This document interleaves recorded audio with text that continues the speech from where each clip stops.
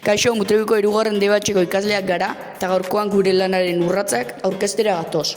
Steam proiektuan oinarrituta dagoenez, 5 gairekin lotu behar dugu gure proiektua. Zintzerekin lotuta kristalak egin genituen.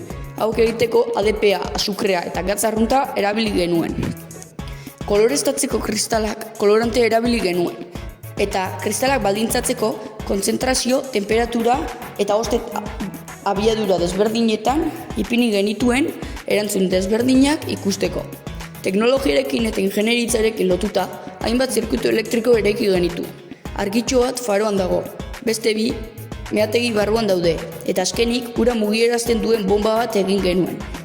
Hori egitoko tubo batek maketa zeharkatzen du, baina hasieran arazoak izan genituen, ibaitik ura ateratzen zelako. Beraz, ibaia berreraiki genuen kapaz-kapa.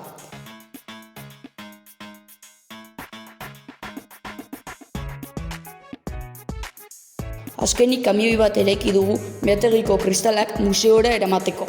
Motorra, engranajeak, pilak eta kableak erabiliz. Artearekin lotuta, maketa besterik ez dago. Hasieran hainbeste plano ikusi genituen, ideia nagusia meategi bat egitea zelako.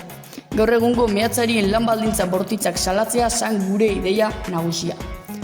Maketaren basea paperen kaxak erabiliz egin genuen. Jarraian, kartoiarekin mendia eta faroa egin genuen. Ondoren guztia margotzen hasi ginen. Maketari kolorea eman ondoren, ibaia egiten hasi ginen. Ibaia kapaz-kapaz sortuta dago. Kapa horiek eraikitzeko zilarrezko papela eta plastiko erabili genituen. Eta ondarrez josi genituen.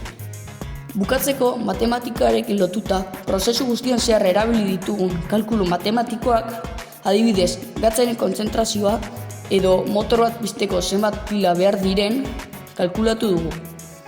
Hau izan da gure maketa eraikitze prozesua, espero gustatu izana eta ondo izan.